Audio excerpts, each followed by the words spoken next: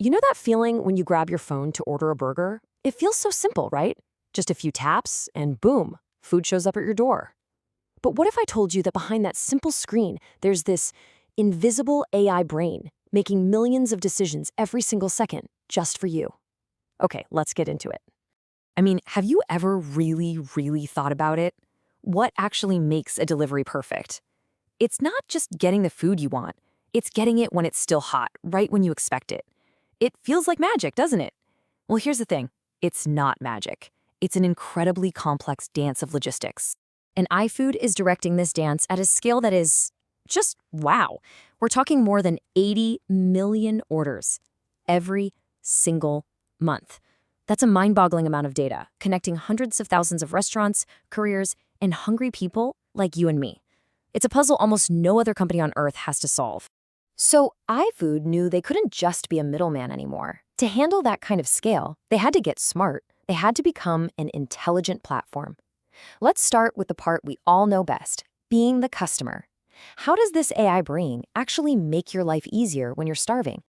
Oh, come on, we have all been there. That endless scroll trying to figure out what to eat, it's exhausting. It's called decision fatigue. Well, iFood's AI is designed to fight that. It learns what you like, giving you these super personalized recommendations. And that classic nagging feeling of, ugh, where is my food? They're tackling that with freakishly accurate, predictive ETAs. So no more guessing games. And this right here, this shows you the real-world impact. This isn't just about a slightly better app experience. The AI is being built to shave a full 10 minutes off the average delivery time. That's a huge 26% reduction. And you know what that really is? That's the difference between your food showing up warm and your food showing up perfectly, deliciously hot. Okay, but a great customer experience always starts in the kitchen. So let's flip the script, let's look at the other side of the counter and see how this AI helps the 330,000 restaurants on the platform. For them, iFood's AI is becoming like a new indispensable business partner. Just try to imagine running a restaurant for a minute. Your biggest headaches are probably all of these, right? Trying to guess how many people are going to order tonight, figuring out the right prices for your menu, or that horrible feeling of throwing away food you didn't sell. This is exactly where the AI steps in, like a digital co-pilot. Now check this out, because this is the bottom line.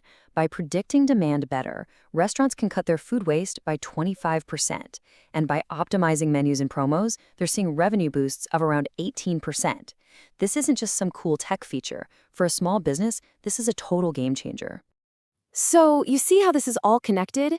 But there's a third piece to this puzzle, and honestly, it's absolutely essential. The 200,000 plus couriers.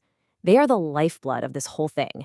So how does the AI make their jobs better, safer, and importantly, more profitable? For a courier, time is literally money. The two biggest killers are inefficient routes and just waiting around for the next order to pop up. So the AI solves this. It intelligently batches multiple orders together for a single trip. And it even guides couriers to neighborhoods where it predicts an order is about to come in. It's all about being in the right place at the right time. And the results here are really powerful. We're talking a potential 25% bump in earnings per hour.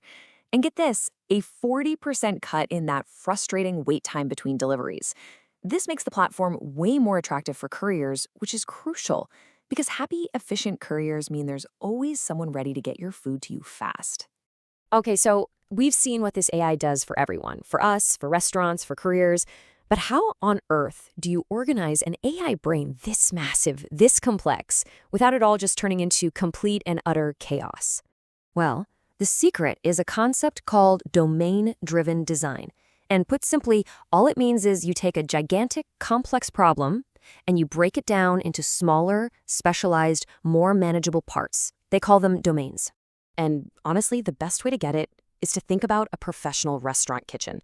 Right? You don't have one person doing everything in one giant, messy room. You have specialized stations. The prep station just chops veggies. The grill station just grills meat. Each one is an expert in its little world, but they all work together perfectly.